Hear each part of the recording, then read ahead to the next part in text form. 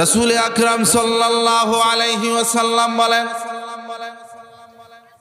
আলহামদুলিল্লাহ 8টি হরফ লাগে মাত্র লিখতে, 8টি হরফ।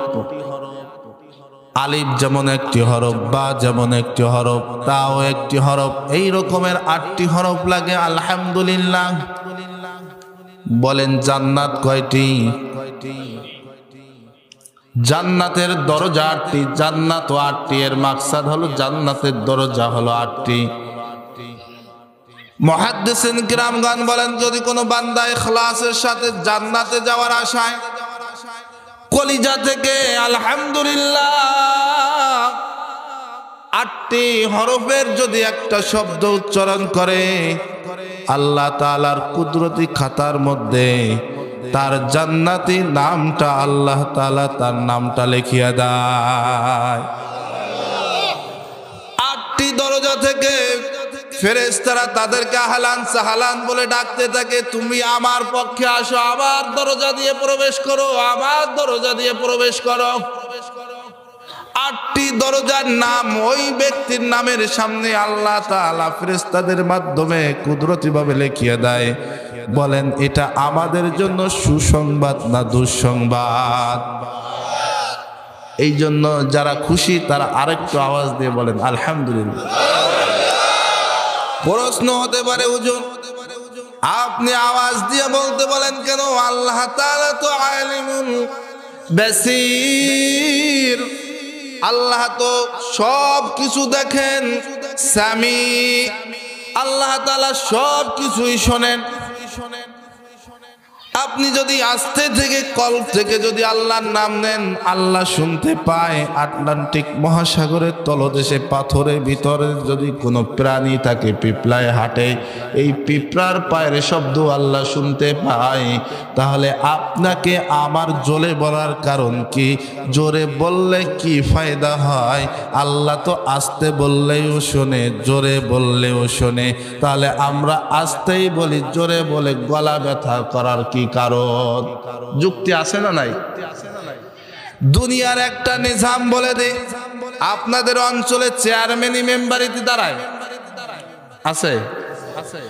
চেয়ারম্যানি মেম্বারি ইলেকশন যখন হয়, চেয়ারম্যানের বাড়ির কাছে যখন মিছিল নিয়ে আসে, আর 1 মাইল দূরে যখন মিছিল থাকে, গলার আওয়াজ 1 থাকে না 2 হয়? দূরে যখন থাকে আওয়াজ সবাই তোলে, বাড়ির পাশে যখন আসে আওয়াজ সবাই তোলে। খালি আওয়াজ তোলে না, চেয়ারম্যানের বাড়ির পাশে যখন এসে যায়, আমার ভাই, তোমার ভাই, অমক ভাই, অমক ভাই বলে এমন ভাবে চিৎকার করে, সকালবেলা গলা দিয়ে কথা বের হয় না, ভেঙে যায়। প্রশ্ন হলো, মেম্বার চেয়ারম্যানের কথা যদি আপনি আওয়াজ দিয়ে তুলতে পারেন, কারণ কি? আপনি তো মিছিলে গিয়েছেন, এটা তো চেয়ারম্যান দেখেছে যে এ তো আমার দলেই আছে। তাহলে কাছে এসে আওয়াজ তোলার কারণটা কি? এর হাকিকত কি?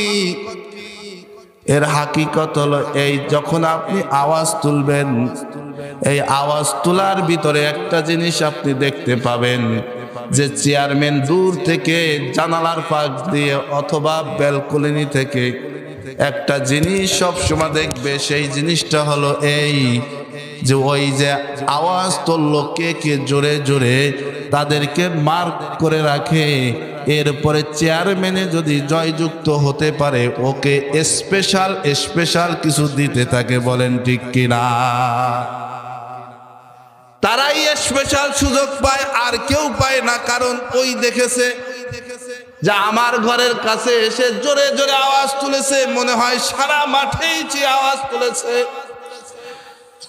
অনুরূপ ভাবে আল্লাহ পাক রব্বুল আলামিন ডাক দিয়ে বলেন, ও দুনিয়ার মানুষ শোনো, তুমি আস্তে বললেও আমি শুনতে পাই, জোরে বললেও শুনতে পাই। তবে আমি দেখতে চাই আমার ঘরের কাছে এসে, আমার বাগানের মধ্যে এসে কে কতটুকু আওয়াজ দিয়ে, মহব্বত দিয়ে আমাকে ডাক দিতে পারে। আমি একটু দেখে তাকে এক্সট্রা মার্ক দিতে থাকি। বলেন সুবহানাল্লাহ। আল্লাহ তাআলার মার্ক হলো কি? টাকা পয়সা, দুনিয়া, ঘর বাড়ি।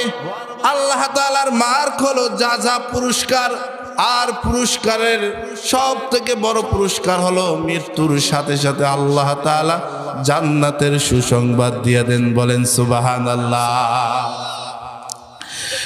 প্রিয় হাজিরিন, এই জন্য আমরা যারা এই যে আলহামদুলিল্লাহ বললাম, সুবহানাল্লাহ বললাম, প্রতিটা শব্দের বিনিময়ে আল্লাহ তাআলা আমাদেরকে সওয়াব জাযা নেকি দিতেছেন। এই জন্য আমরা সর্বক্ষণই জবানের মধ্যে সুবহানাল্লাহ, আলহামদুলিল্লাহ, আল্লাহু আকবার এই আমলটা জারি রাখবো। ইনশাআল্লাহ পারবো না?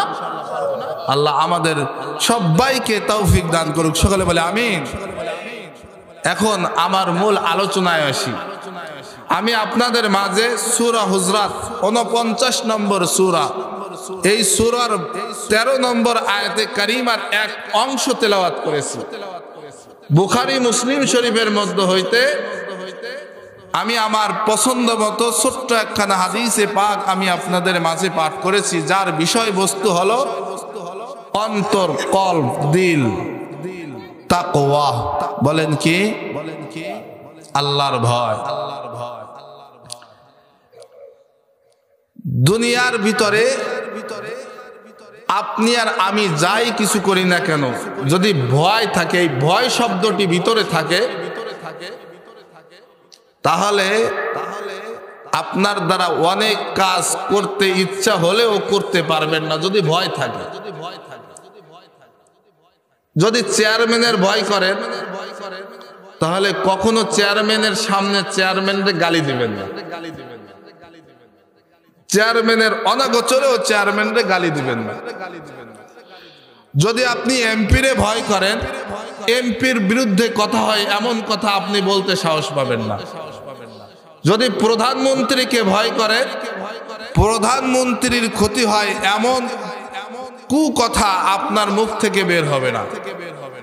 যদি আল্লাহকে ভয় করেন, তাহলে গুনাহ হয় এমন কাজ করা এবং বলা থেকে আপনাকে বিরত রাখবে, বলতে পারবেন না। এই কলব, এই তাকওয়া, এই খৌফ, এই ডর, এটা বড় মূল্যবান সম্পদ। এটা কি সম্পদ? মূল্যবান সম্পদ।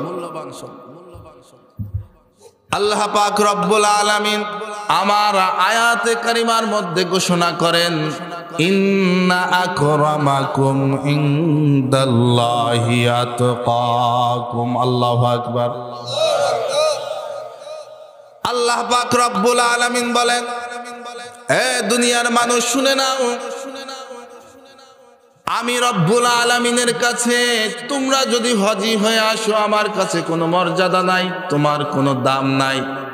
আল্লাহ পাক রব্বুল আলামিন এই মেষ চালক লোকমানের মধ্যে এমন একটা হিকমত দান করেছিলেন যে সকল ছাগলদেরকে একত্রিত করে ছেড়ে দিতেন আর হুকুম করতেন, এতটুকুর মধ্যেই তোমরা খাবার খাইবা, এর বাহিরে যাবা না, তোমাদের কোনো ক্ষতি হবে না, তোমরা কারোর ক্ষতি করবা না। আল্লাহ তাআলার মুখের ওই সত্য ব্যক্তির মুখের কথা অনুযায়ী ছাগলগুলি, ভেড়াগুলি, বকরিগুলি অন্য জমিতে গিয়ে কারোর ক্ষতি করতো না। এই কারণে লোকমান হাকিম একটা গাছের গোড়ায় বসিয়ে ছাগলদেরকে উদ্দেশ্য করে তিনি বক্তৃতা দান করতেন। বলেন সুবহানাল্লাহ। ওয়াজ করতেন ছাগলদেরকে, ভেড়াদের। লোকমান হাকিমের এই ওয়াজ পাশে যেই রাখালগুলি আসতো, তারা দেখতে লাগলো যে এই রাখাল কি করে, অবুঝ প্রাণীকে ওয়াজ করে, অবুঝ প্রাণীদেরকে কি বুঝাইতে চায়। এই চলো আমরা একটু শুনে আসি।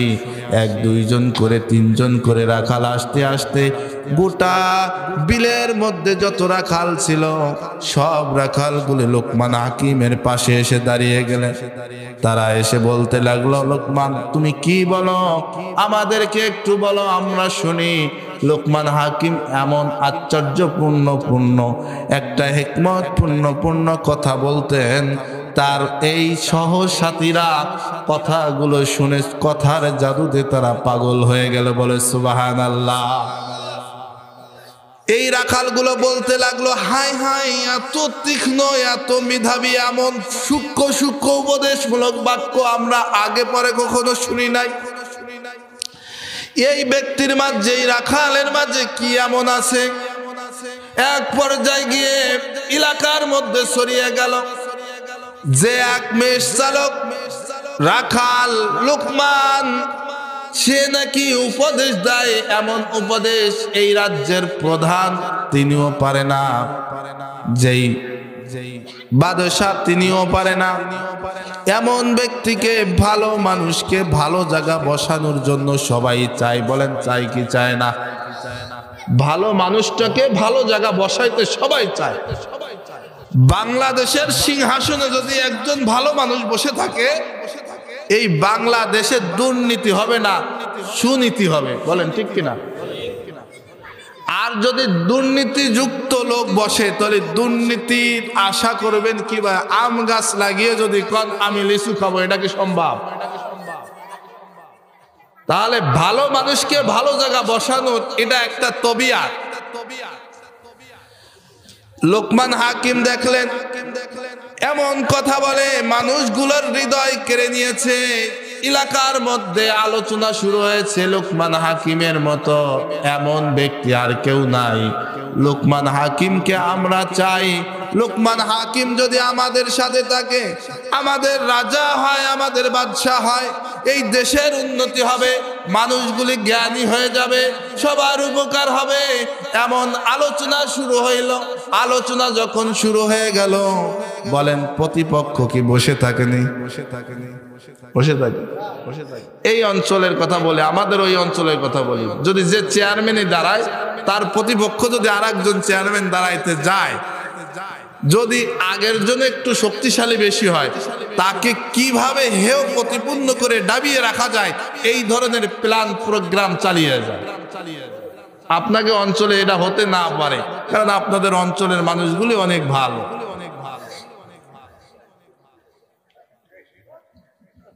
তা ঠিক অনুরূপ ভাবে লোকমান হাকিমকে, যেহেতু এত ভালো মানুষ, তাকে বাদশা বানানোর একটা, সবার জনগণের একটা চাহিদা, এমন লোককেই আমাদের দরকার।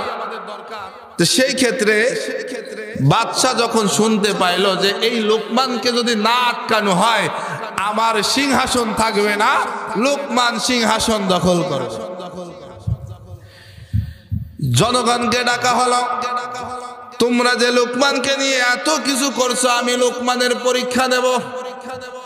লোকমান যদি পরীক্ষায় পাশ করে, আমি ওয়াদা দিলাম আমার সিংহাসন লোকমানকে দিয়ে দেব। আর আমার রাজ্যের মধ্যে মহাজ্ঞানী যিনি হবেন, এই লোকমানকে আমি সেই উপাধি দিয়ে দেব। বলেন সুবহানাল্লাহ। আল্লাহ পাক রব্বুল আলামিনের নিজাম চালু হয়ে গেছে। লোকমানকে ডাকা হলো, সাম্রাজ্যের সকল মানুষ এমন ভাবে বসে আছে, লোকমানও হাজির। একজন ব্যক্তিকে বলা হলো, যাও দুইটা খাসি নিয়ে আসো, ছাগল নিয়ে আসো, অথবা ভেড়া নিয়ে আসো, বকরি নিয়ে আসো। কয়টা? দুইটা নিয়ে আসলেন। আনার পরে লোকমানকে পরীক্ষা শুরু করার জন্য একটা ছাগল লোকমানের হাতে তুলে দিলেন। আর লোকমানকে বললেন, বাদশাহ, ও লোকমান, তোমাকে আমি দেখতে চাই, তোমার জ্ঞান কত দূর, জ্ঞানের দূর কত দূর, তুমি যে মহাজ্ঞানী মহাপণ্ডিত, আমি এই পণ্ডিত্য দেখতে চাই, তুমি আজকে এই পরীক্ষা দাও। লোকমান বলে, বাদশা রে, আমি জানি না পরীক্ষায় পাশ করব কিনা, তাহলে আপনি বলেন। কই, তোমার হাতে যে ছাগলটি আমি দিয়েছি, এই ছাগলটি নিয়ে বের হয়ে যাবা, তুমি জবেহ করবা। এই ছাগলের গোশতগুলি যাদেরকে দিতে মনে চায় তাদেরকে দিয়ে দিবা, তবে আমার জন্য এক টুকরা গোশত লাগবা, যেই গোশত টুকরো এই ছাগলের মধ্যে সব থেকে দামি, সব থেকে মূল্যবান। কিবা মূল্যবান গোশতটুকু আমার জন্য রাখবা, আর বাকি গোশতটুকু বন্টন করে দেব। লোকমান হাকিম নিয়ে গেলেন, ছাগলটি জবাই করলেন। সব গোস্ত বিলিয়ে দিলেন। মূল্যবান বাক্য, মূল্যবান গোস্তটুকু একটি পেয়ালার মধ্যে রেখে আর একটি পেয়ালা দিয়ে ঢেকে বাচ্চা জাহাপানার সামনে উপস্থিত করলেন। বাচ্চা জাহাপানা এক পাশে রেখে দিলেন। আবার বললেন, দ্বিতীয় ছাগলটি দিয়ে অনুরূপ কাজ করো, সব মাংসটুকু তুমি সবাইকে দিয়ে দিবা, আমার জন্য সব থেকে খারাপ অংশটুকু আমার জন্য নিয়ে আসবা। দ্বিতীয় ছাগলটি দিয়ে কি বললেন? ওই জায়গা সব থেকে উত্তম অংশটুকু আমাকে দিবা, আর এবার আমার সব থেকে অনুত্তম খারাপ অংশটুকু আমাকে দিবা। লুকমান ছাগলটি নিয়ে বের হয়ে গেলেন, আবার জবেহ করলেন, গোস্ত বন্টন করে দিলেন। একটা পেয়ালার মধ্যে খারাপ অংশটুকু এনে বাচ্চার সামনে হাজির করলেন। বাচ্চা এইভাবে উঠিয়ে দেখলেন দুইটা অংশ এক হয়ে গেছে। বাচ্চা একা একা হাসে আর বলে, আমি লোকমানকে আমিও মনে করেছিলাম মহাজ্ঞানী, কিন্তু লোকমান এত পাগল আমি আগে পরে কখনো দেখিনি। কি দেখিনি? ও কি পাগলের মতো একটা কাজ করছে। একই অংশ কিভাবে ভালো হয় আর কিভাবে খারাপ হয়। ভালো যে অংশটুকু আনতে বলছে সেটাও এক, খারাপ যে অংশটুকু আনতে বলছে সেটাও এক। এই বাচ্চার এখন কৌতূহল হাসি। এই হাসি দেখে লোকমান হাকিম ডাক দিয়ে বললেন, জাহাপানা আপনি হাসছেন কেন? আমার কারুকার্যের মধ্যে কোনো অন্যায় হয়েছে কিনা, অথবা আমার কারুকার্যের মধ্যে কোনো বেকুবি হয়েছে কিনা? বাচ্চা আপনি যদি আমাকে বলেন আমি শুধরে নিতে পারি। এবার বাচ্চা ডাক দিয়ে বললেন, লোকমান রে, আমি তোমাকে মহাজ্ঞানী আমিও ভাবতে শুরু করলাম, কারণ দুনিয়ার ভিতরে আমার রাজ্যের ভিতরে সবার মুখে মুখে কানে কানে একটাই কথা, লোকমান মহাজ্ঞানী মহা উপদেশদাতা। আমি বাচ্চা হয়েও মেনে নিলাম, যেহেতু সবাই বলে, এমনও হতেও পারে। কিন্তু আজকের কাজ দেখার পরে বুঝতে পারলাম তোমার মতো পাগল বলদ বোকা আর একজনও নাই। কারণ তুমি কিভাবে একই অংশকে তুমি ভালো এবং খারাপ ভাবে তুমি দেখলা। এবার লোকমান ডাক দিয়ে বললেন, বাচ্চা আমি তো ভেবেছিলাম আপনি মহাজ্ঞানী, কিন্তু আজকে আপনি যে পরিচয় দিলেন আপনার মতো বোকার একজনও নাই। এবার আশ্চর্য হয়ে গেল, বলল কি ব্যাপার, তুমি কি বুঝাইতে চাও? এবার বাচ্চাকে খাতা কলমে বুঝিয়ে দেওয়ার জন্য বাচ্চাকে প্রশ্ন করলেন, বাদশাহ জাহাপানা আমি আপনার কাছে জানতে চাই, আপনার এই রাজ্যের মধ্যে আপনি যেই সকল ভালো কাজগুলো করেছেন, এই ভালো কাজগুলোর জন্য আপনাকে কে পরামর্শ দিয়েছে? কয় কিছু কিছু ভালো কাজ আমার উজির নাজিররা দিয়েছে। কয় কোনো মানুষের সহযোগিতা ছাড়াই কিছু ভালো কাজ তো আপনি অবশ্যই করেছেন। কয় হ্যাঁ, আমি অনেক কাজ করেছি, যেই কাজগুলো করছি এই জন্য ভেবেছি এই কাজগুলো করলে আমার প্রজারা ভালো থাকবে, খারাপ কিছু হবে না। কয় এই কাজগুলো করার জন্য আপনার কোন জিনিসটা ব্যবহার করেছেন? কয় আমি যখন মনে মনে অন্তরে অন্তরে চিন্তা করলাম এই কাজগুলোই দেখার জন্য আমার দরকার, বলেন তো ওই কাজগুলো কোনটি? তখন ডাক দিয়ে বলল, ওই কাজটা হলো যেখান থেকে উৎপত্তি হয়েছে এই জায়গাটার নাম হলো কলব। সুবহানাল্লাহ। এই জায়গাটার নাম কি? অন্তর থেকে যখন আমার মন বলছে, অন্তর যখন বলেছে এই কাজটা করো ভালো হয়ে যাবে। এবার বাচ্চাকে প্রশ্ন করলেন যে, বাচ্চা আপনি আপনার দেহটাকে প্রশ্ন করেন, আপনার গোটা দেহের মধ্যে কোন অংশটি উত্তম? বলে কল্প। কেন? আপনার কল্প দিয়ে ভালো কাজগুলো করেছেন, তাই এই জন্যই আপনার কল্পটা হচ্ছে ভালো। এবার প্রশ্ন করলেন যে, বাদশা এবার বলেন তো দুনিয়ার মধ্যে কোনো খারাপ কাজ আপনি করেছেন কিনা? বলে হ্যাঁ। কয় কারো পরামর্শ ছাড়াই করেছেন কিনা? বলে হ্যাঁ, আমি পরামর্শ ছাড়াই কিছু খারাপ কাজ করেছি, যা মানুষগুলো যদি জানতো আমাকে বাচ্চা বলে মেনে নিত না। এবার বাচ্চাকে প্রশ্ন করলেন, বাচ্চা আপনি বলেন এই খারাপ কাজ করার জন্য আপনার শরীরের মধ্যে কোন অংশটি আগে কাজ করেছে? বলে ওই অংশটি কলব, কারণ অন্তরে চেয়েছে মেয়েদের সাথে কথা বলতে, আমি এই জন্য কথা বলেছি। অন্তরে চেয়েছে অন্যের বউকে নিয়ে পালিয়ে যাওয়ার জন্য, আমি অন্যের বউকে নিয়ে পালিয়ে গিয়েছি। অন্তর চেয়েছে অন্যের বউর সাথে থাকার জন্য, বিবাহ ছাড়া, আমি অন্তর বলেছে আমি থেকেছি। বলে এই কাজগুলো খারাপ না ভালো? বাচ্চা বলে এই কাজগুলো খারাপ। এই কাজগুলো করার জন্য কোন অংশটি ব্যবহার হয়েছে? বলে অন্তর। এবার আপনি বলেন আপনার দেহের মধ্যে সব থেকে খারাপ অংশটি, অনুত্তম অংশটি কোনটি? বলে কলব। তাহলে আমি যখন বলেছিলাম একই অংশ ভালো হয়, উত্তম হয়, আপনি কেন হাসলেন? এবার বাচ্চা চোখের পানি ছেড়ে দিয়ে লোকমান হাকিমকে ডাক দিয়ে বলে, লোকমান, আমি বুঝতে পেরেছি তোমার থেকে জ্ঞানী আর কেউ হতে পারে না। আমি বাদশাহ তোমার নামের সামনে হাকিম যুক্ত করে দিলাম। বলেন সুবহানাল্লাহ। লোকমান হাকিম জ্ঞানের প্রধি ভান্ডার। লোকমান বুঝাইতে চাইলাম কলব। আমরা যে আল্লাহকে ভয় করব কোথা থেকে? কলব থেকে। এই কলবের মধ্যে যদি আল্লাহর ভয় না থাকে, আপনার খারাপ কাজ করতে একটু বাঁধবে না। রাতভর মানুষ মোবাইল দেখে, দেখে কি দেখেন? আমাদের যুবক ভাইরা মোবাইল দেখতো, দেখেই না। মোবাইল দিয়ে সারা রাত পুটিশ পিটিশ গল্প করে, করে কি করে না? এই কাজগুলো কোথা থেকে তৈরি হয়? কলব থেকে তৈরি হয়। অন্তরে যদি না চায়, ওই ব্যক্তি খারাপ কাজ কখনো করতে পারতো না। অন্যের বাড়ি চুরি করতে যাইবে কোথা থেকে? কলবে বলে যাও আজকে চুরি করে নিয়ে আসো। অন্যের আইল ঠেলে নিজের জমি বৃদ্ধি করে। আপনাদের অঞ্চলে নাই মনে হয়? আছে, আছে। এটা কোথা থেকে তৈরি হয়? কলব থেকে তৈরি হয়। আপনার কলব যদি ভালো হয়ে যায়, আপনি ভালো হয়ে যাবে। লোকমান হাকিমের পরে শত শত বছরের পরে আমাদের বিশ্ব নবী আকায়ে নামদার তাজেদারে মদিনা আহমদ মুস্তাফা মুহাম্মদ মুস্তাফা জনাবে মুহাম্মদুর রাসূলুল্লাহ সাল্লাল্লাহু আলাইহি ওয়াসাল্লাম একইভাবে সাহাবীদেরকে ওয়াজ করতে লাগলেন, আলা ইন্না ফিল জাসাদি মুযগাতান ইযা সালুহাত সালুহাল জাসাদু কুল্লুহু ওয়া ইযা ফাসাদাত ফাসাদাল জাসাদু কুল্লুহু আলা ওয়া হিয়াল কলব।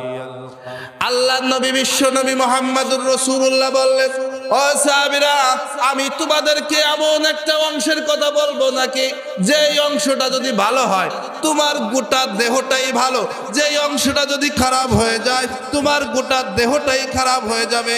তোমার অংশটি যদি ভালো হয় তোমার গোটা দেহটা পবিত্র হয়ে যাবে, যদি অংশটি অপবিত্র হয় তোমার দেহটা অপবিত্র হয়ে যাবে, জাহান্নামী হয়ে যাবে। সাহাবীরা বললেন, বালা, আপনি অবশ্যই আমাদেরকে এই অংশটির নাম বলবেন। আল্লাহর রাসূল বলেন, আলা ওয়াহিয়াল কলব। ও সাহাবীরা শোনো, ওই অংশটির নাম হলো কলব। সুবহানাল্লাহ। ওই অংশটির নাম কি? কলব। কলব যদি ভালো হয়ে যায় আপনার 3.5 হাত বডি ভালো। কলব যদি পবিত্র হয়ে যায় এই 3.5 হাত বডি পবিত্র হয়ে যাবে। কলব যদি আপনার শুদ্ধ হয়ে যায় আপনার 3.5 হাত বডি শুদ্ধ।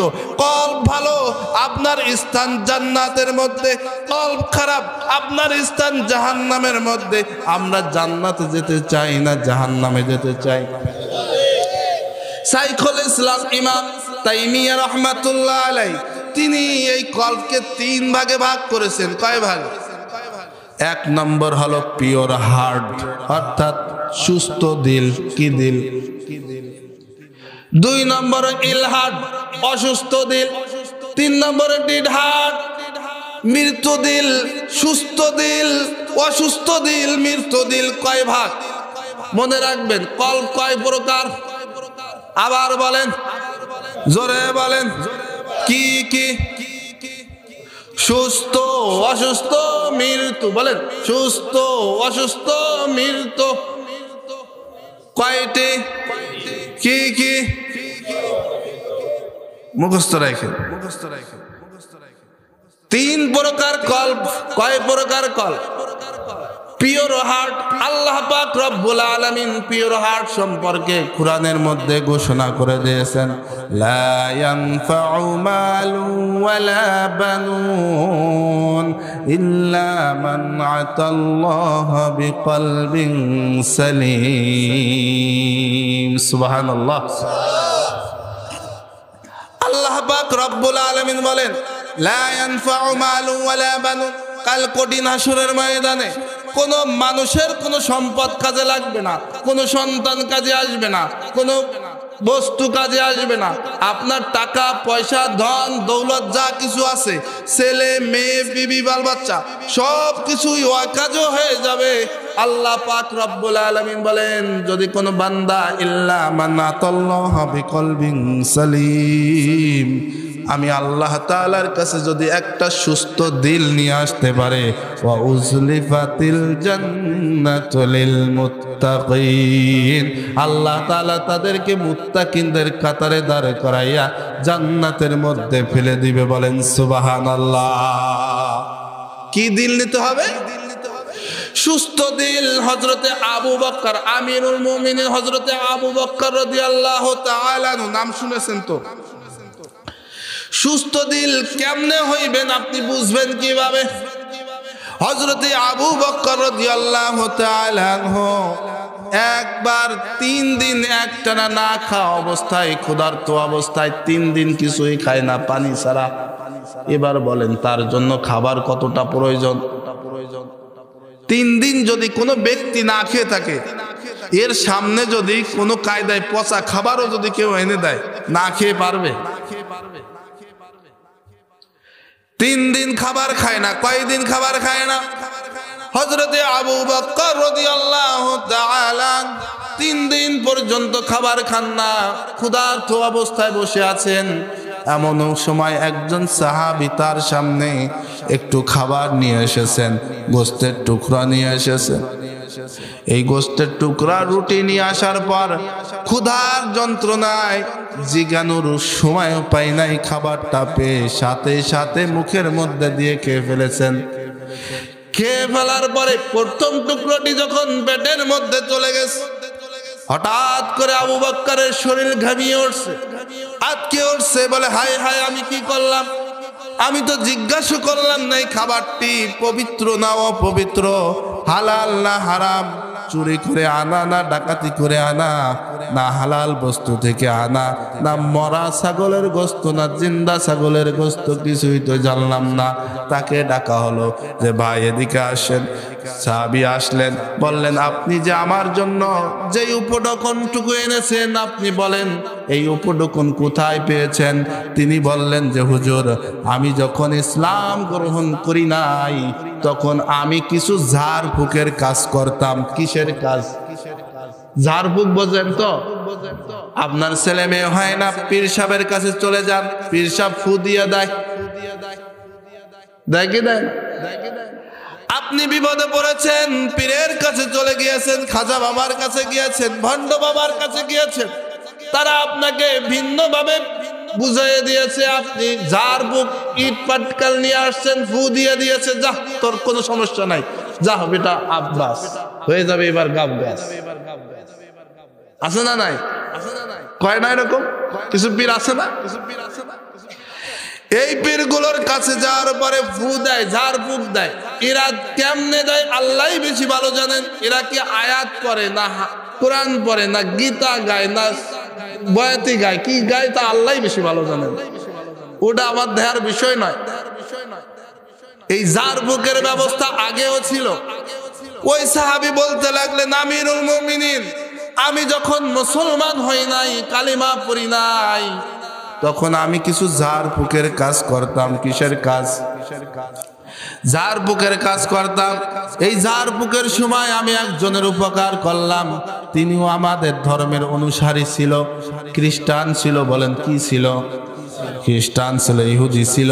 আমি তাকে ঝাড়ফুঁক দেওয়ার পর সে সুস্থ হয়ে গেল, কিন্তু সুস্থ হয়ে যাওয়ার পর আমাকে কিছু উপঢৌকন দিবে সে সুযোগ আর পাই নাই, সে সুযোগ মেলে নাই। আমাকে উপঢৌকন দিবে যে এই অর্থ পর্যন্ত তার কাছে ছিল না। আমিরুল মুমিনিন, আমি তো এখন মুসলমান হয়ে গেছি, কিন্তু ওই ব্যক্তির ভিতরে মানবতা কাজ করেছে। এখন তিনি সবল হয়েছেন, তার অনেকগুলি ছাগল হয়েছে। ওই ছাগল, একটি ছাগল আমাকে দিয়ে গিয়েছে। ওই আগের যেই কাজটা করেছিলাম, ঝাড়ফুঁক করেছিলাম, ওই ঝাড়ফুঁকের জন্য আমাকে একটা ছাগল আমাকে হাদিয়া দিয়েছে, উপঢৌকন দিয়েছে। এই ছাগলটি আমি জবাহ করে রান্না করে আমি চিন্তা করলাম, আমি তো মুসলমান হয়েছি, এখন আমার নেতা হলো আমিরুল মুমিনিন হযরত আবু বকর রাদিয়াল্লাহু তাআলা।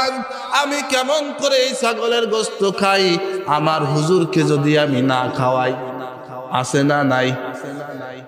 আমি না খাইয়া ঘরের মায় ভাত পায় না, কিন্তু বাবার দরবারে চলে যায়, আছে না নাই? আপনাকে এলাকায় না থাকতে পারে, মা বাপরে খাবার দেয় না, কিন্তু ঠিকই পীর সাহেবের দরবারে নিয়ে যায়, বড় একটা আবাল। নাই না, নাই না? এলাকার ভিতরেও কিছু মসজিদের হুজুরকে গাছে যদি নতুন কাঁঠাল ধরে, পেঁপে ধরে, পেয়ারা ধরে, প্রথম পেয়ারাটা ইমাম সাহেবকে নিয়ে দেয়, খান। কেন? বরকত। কি বরকত? বরকত আনতে যায়। আরে দুনিয়ার ভিতরে যদি নবীর পরে কোন জায়গায় বরকত পাওয়া যায়, সে হলো মা বাবা। বলেন সুবহানাল্লাহ। দুনিয়ার ভিতরে নবীর পরে যদি কোথায় বরকত পাওয়া যায়, সে বরকতের জায়গা কোথায়? মা বাবা। যাক, ওদিকে গেলে অনেক কথা, যেই কথা আসি ওই কথাই থাকি। কই যেন ছিলাম? ছাগলের মাংস। আমিরুল মুমিনিন, আমি তো বরকত নিয়ে এসেছি, আপনাকে যদি না দিই। এবার আমিরুল মুমিনিন প্রশ্ন করলেন, তুমি যখন ঝাড়ফুঁক করেছিলা নাম নিয়েছিলা কার? আল্লাহর না দেব দেবতার? কয় আমি তো তখন মুসলমান হই নাই, আমি তো তখন দেব দেবতার নাম নিয়েই ঝাড়ফুঁক করেছিলাম। কয় এই গোশত আমার জন্য হালাল নয়, এই গোশত আমার জন্য হারাম, আর এই হারাম খাওয়ার কারণে হারাম বক্ষণকারীর দেহ কখনো জান্নাতে প্রবেশ করিবে না। বলেন নাউজুবিল্লাহ। আমিরুল মুমিনিন সাথে সাথে আঙ্গুল দিলেন গলার ভিতরে, ওই গোশত টেনে বের করবে। আমিরুল মুমিনিন গলার ভিতরে হাত দিয়ে গোশত টানার জন্য চেষ্টা করে, কিন্তু খালি পেটে 3 দিন খায় না। গোশত কি গলার উপরে আছে না নিচে চলে গেছে? একেবারে নিচে চলে গেছে। এদিকে আঙ্গুল দিয়ে উঠবে। আমিরুল মুমিনিন চিন্তায় পড়ে গেলেন, পেরেশানির মধ্যে, কি করা যায় এই মুহূর্তে। এবার সাহাবীদেরকে বললেন পানি নিয়ে আসো। পানি খাইলেন, এই পর্যন্ত পানি খাইলেন। পানি খেয়ে যখন গলার ভিতরে আঙ্গুল দিলেন, আঙ্গুল দেওয়ার পরে বমি আসলো, বমির সাথে রক্তটুকু, গোশতের টুকরাটুকু বের হয়ে গেল। আমিরুল মুমিনিন সাথে সাথে আলহামদুলিল্লাহ বলে শুকরিয়া আদায় করলেন। বলেন সুবহানাল্লাহ। এই ছিল তাকওয়া। এটার নাম কি? এই তাকওয়া যদি আল্লাহর ভয়। আপনি আর আমি কি খাই? হালাল খাই না হারাম খাই? চুরি করা না ডাকাতি করা? বাসাকুটা আসেনি, আর ওটা তো গোপন জিনিস। দেহা চক্ষের ভিতর মানুষ মানুষের কাছ থেকে নিয়ে খাইতেছে, খাইতেছে না? খাইতেছে না? অনেক সময় এখান থেকে আমি যখন যাবো আবার বাগেরহাটের উদ্দেশ্যে, তখন দেখা যায় রাস্তাঘাটে আমার দেখে সালামও দিতে পারে, আসসালামু আলাইকুম হুজুর, দাঁড়ান, কি দেন, সামনাসামনি। ওরা আবার কয় কি, হুজুর আমরা তো চুরি করি না, আমরা অত খারাপ মানুষ না, আমরা চাইয়ে নি। যা হোক, বলতেছিলাম যে আমাদের সমাজের মানুষগুলি চুরি করে খালো না ডাকাতি করে খালো, হারাম খাবার খালো না হালাল খাবার খালো, এ চিন্তা ফিকির নাই। এই চিন্তা ফিকির নাই বলেই তো আজকে আপনি আমি দোয়া করি, দোয়া কবুল হয় না। হারাম খাইয়ে দোয়া করবেন, দোয়া কবুল হওয়ার আশা করেন? কখনোই হবে না। হালাল খান, দেহটাকে পবিত্র করেন, আপনার দোয়া আল্লাহ তাআলা কবুল করবেন। সবাই বলেন আমিন। আমিরুল মুমিনিন দ্বিতীয় খলিফা হযরতে ওমর রাদিয়াল্লাহু তাআলা, নাম শুনেছেন? হযরতে ওমর রাদিয়াল্লাহু তাআলা আনহু খলিফাতুল মুসলিমিন, অর্ধজাহানের খলিফা হযরতে ওমর রাদিয়াল্লাহু তাআলা আনহুকে আল্লাহ পাক রব্বুল আলামিন এমন একটা পাওয়ার দিয়েছেন, হযরত ওমর যদি কোথাও থাকতেন সেখানে শয়তান পর্যন্ত প্রবেশ করতে পারতো না। আল্লাহর নবী মসজিদে নববীতে একবার বসা, এখন হঠাৎ করে তাকায় দেখে শয়তান দৌড়দৌড়ি ছুটাছুটি শুরু করে দিয়েছে। কি ব্যাপার? তাকায় রয়েছে, এরকম হওয়ার তো কথা না। শয়তানের কাজ তো মুমিনদেরকে ধোঁকা দেওয়া, ঠিক না? শয়তানের কাজ কি? ধোঁকা দিয়ে বোকা বানিয়ে জাহান্নামের দিকে ঠেলে দেওয়া, এটা হচ্ছে শয়তানের কাজ। তো শয়তান দৌড়াইয়া রাস্তা ফাঁকা করতেছে, হঠাৎ করে দেখে হযরতে ওমর নিচের দিকে তাকিয়ে রুমাল একটা মুড়ি দিয়ে পিশাব হয়ে আসতেছে। ওমর যখন মসজিদে নববীর ভিতরে প্রবেশ করলেন, ওমরকে ডাকলেন, ওমর তুমি কি জানো তোমাকে শয়তান পর্যন্ত ভয়ে ভয়ে বলেন আল্লাহু আকবার, আর আমাদেরকে শয়তান দেখলে শয়তান খুশি হয়। কি হয়? খুশি হয়। শয়তান কয় তো গিয়ার শয়তানি, তোরাই তো উল্টা আমার এই শয়তানের কাজায় ফেলাই দিছিস। শয়তান আমাদের কাছে স্যালেন্ডার করে, মানে আমাকে শয়তানের সাথে শয়তানি করে শয়তানও পারে না। আছে না নাই? এবং কইতে পারেন যে হুজুর এটা কেমনে? এটা জ্বলন্ত একটা উদাহরণ দিই। রমজান মাসে একেবারে সহিহ হাদিস, এই যে হুজুর আছে যে সহিহ হাদিস, রমজান মাসে শয়তান সবগুলোরে সিএল দিয়ে বাঁধে ফেলায় কি ফেলায় না? এরপরে মানুষ গাঁজা, বিড়ি, সিগারেট, রোজা রাখে না, গুনার কাজ করে কি করে না? এই কাজগুলো করে কারা? শয়তান করায়। খাম মিথ্যা কথা। এই যে ভাই ধরে ফেলেছ, শয়তান তো তখন বান্দাই, তখন আবার শয়তানি করে কেমনে? তখন মানুষরূপী শয়তানগুলি এইটাই করে। তার মানে শয়তানও মাঝে মাঝে মানুষরূপী শয়তানের কাছে স্যালেন্ডার হয়ে যায়। খলিফাতুল মুসলিমিন হযরত ওমর রাদিয়াল্লাহু তাআলা আনহু এত বড় একজন পাওয়ারফুল ব্যক্তি ছিলেন, হযরতে ওমর ফারুক বলে দিয়েছেন আল্লাহর রাসূল সাল্লাল্লাহু আলাইহি ওয়াসাল্লাম। হযরত ওমর যেখানে সত্য মিথ্যা অটোমেটিক পার্থক্য হয়ে যাইত, এক্সট্রা ওয়াজ করা লাগতো না। হযরতে ওমরকে দেখার সাথে সাথে খারাপ মানুষগুলো ভালো হয়ে যেত। একটা গল্প কই, হযরত ওমর একবার হাঁটি আসতেছেন, একটা মদখোর চাদর গায়ে দিয়া মদের বোতল নিয়ে মদ খাইতেছে আর আসতেছে। বলেন মদ খাইলে সে মাতাল হয় না? এখন মাতাল তো অবস্থায় যদি ওমরের সামনে পড়ে, ওমরের তলোয়ার কি খাফে থাকবে না খোলা হয়ে যাবে? এবার মদখোর ওমরকে দেখলেন, দেখে এমনি চেঞ্জ এসেছে, চিন্তা করতেছে এই অবস্থায় যদি আমি ওমরের সামনে পড়ি আমার গর্দান তো আর দেহে থাকবে না, আর যদি এখান থেকে দৌড় দিই তাও পালাইতে পারবো না, কারণ ওমর এটা দেখে ফেলেছে, ওমর দেখে ফেলেছে। আল্লাহু আকবার, আল্লাহু আকবার। এখন বলতে পারেন ওমর কেমনে দেখলো? ও মুসলমান শুনে নেন, একবার হযরতে আলী রাদিয়াল্লাহু তাআলা আনহু স্বপ্ন দেখলেন যে আমরা সবাই সাহাবীরা রাসূলের দরবারে উপস্থিত, রাসূল সাল্লাল্লাহু আলাইহি ওয়াসাল্লামের কাছে কিছু খুরমা হাজির হয়েছে। এই খুরমাগুলি সব সাহাবীদের মাঝে একটা একটা করে বিলিয়ে দিচ্ছেন। বিলিয়ে দিতে দিতে হযরতে আলীর কাছেও একটা খুরমা দিয়েছেন, কিন্তু আলীর পেটে ক্ষুধা থাকার কারণে আলী যখন খুরমা চাইলেন আল্লাহর নবী তাকে খুরমা দেন নাই। পরের দিন সকালবেলা আল্লাহর রসুলের স্থানে হযরতে ওমর রাদিয়াল্লাহু তাআলা আনহু, বলেন সুবহানাল্লাহ। ফজরের পরে একজন ব্যক্তি কিছু খুরমা, কিছু খেজুর নিয়ে আসছেন ওমরের দরবারে। ঠিক আলীও খুব ক্ষুধার্ত ছিলেন। হযরতে ওমর রাদিয়াল্লাহু তাআলা আনহু সবাইকে খুরমা দিচ্ছেন, একটা একটা করে খুরমা দিচ্ছেন। ঠিক পেয়ালার ভিতরে আর কিছু খুরমা অতিরিক্ত রয়েছে, খুরমাগুলো আর কাউরে দিচ্ছেন না, খুরমা পড়ে আছে। আলী চিন্তা করলেন পেটে ক্ষুধা, খুরমাও বেশি আছে, আর একটা খুরমা চেয়ে দেখি না ওমর আমাকে দেয় কিনা। ওমরের কাছে হাত বাঁধলেন, হে আমিরুল মুমিনিন, আমি ক্ষুধার্ত, আমাকে একটা খুরমা অতিরিক্ত দেয়া যাবে কি? হযরতে ওমর রাদিয়াল্লাহু তাআলা আনহু ডাক দিয়ে বললেন, আলী শোনো, কাল রাত্রে যেমন নবী তোমাকে একটাই খুরমা দিয়েছে, আমিও তোমাকে একটা খুরমা দিলাম। নবীর কাছে তুমি যখন দ্বিতীয় খুরমা চেয়েছো, নবী দেয় নাই, আমি ওমরও তোমাকে দ্বিতীয় খুরমা দিতে পারবো না। আল্লাহু আকবার।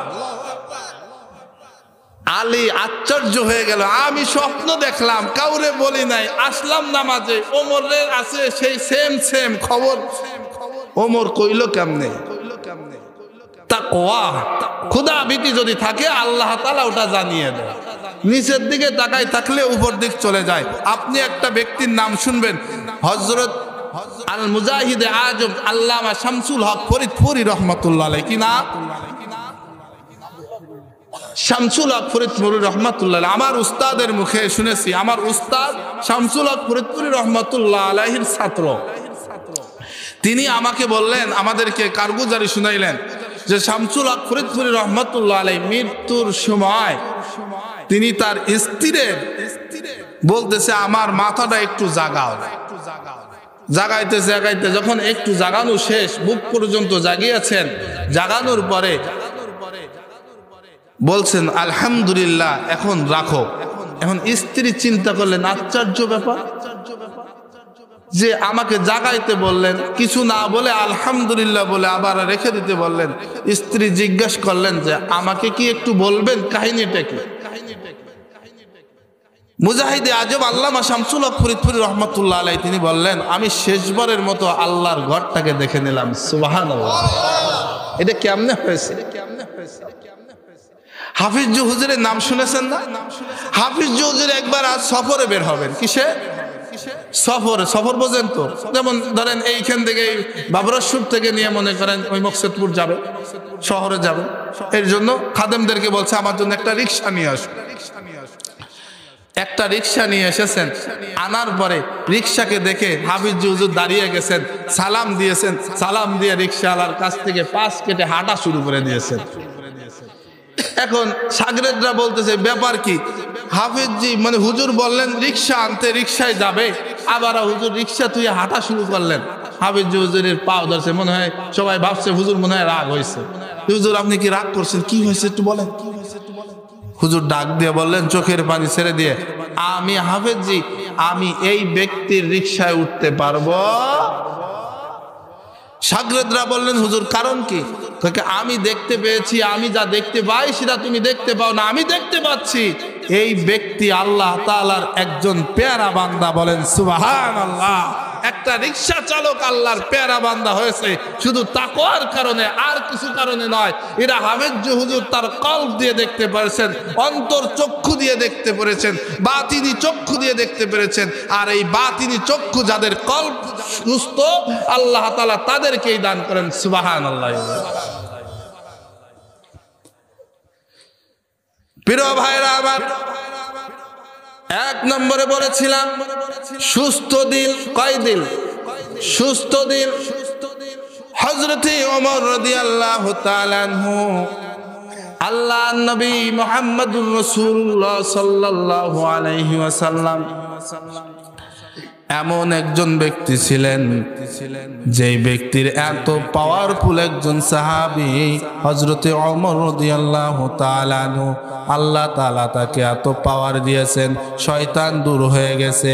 ওই মদখোর মদ নিয়ে আসছে আর আল্লাহর কাছে বলতে লাগলেন, আল্লাহ এই অবস্থায় যদি আমি ওমরের সামনে দাঁড়িয়ে যাই, ওমরের তলোয়ার দিয়ে আবার গর্দান ফেলিয়ে দিবে।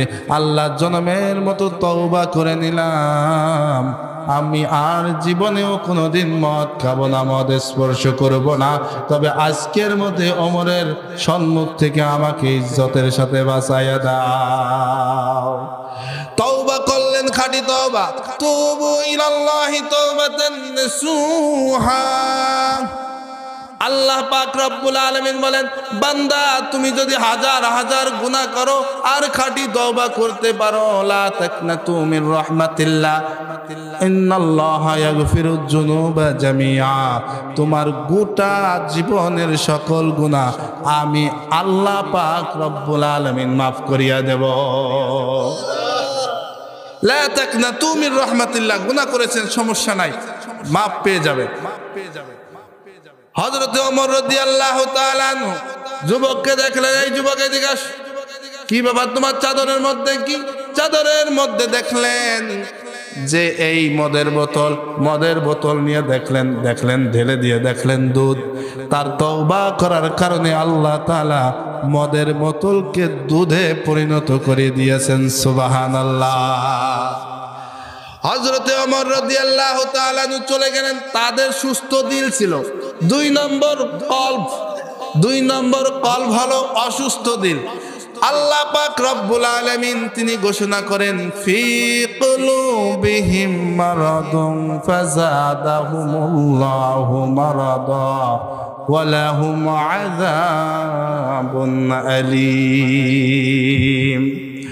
আল্লাহ পাক রব্বুল আলামিন বলেন, যাদের অন্তরটা অসুস্থ আল্লাহ তাআলা তাদের অসুস্থতাকে আরো বৃদ্ধি করে দেন। তাদের অসুস্থতাকে আরো কি করে দেন? বৃদ্ধি করে দেন। অসুস্থ দিল কাদের বুঝবেন? অসুস্থ দিল হলো দো দিল বান্দা, 2 দিলওয়ালা। কয় দিলওয়ালা? যাদের অন্তর অসুস্থ তারা হলো 2 দিলওয়ালা।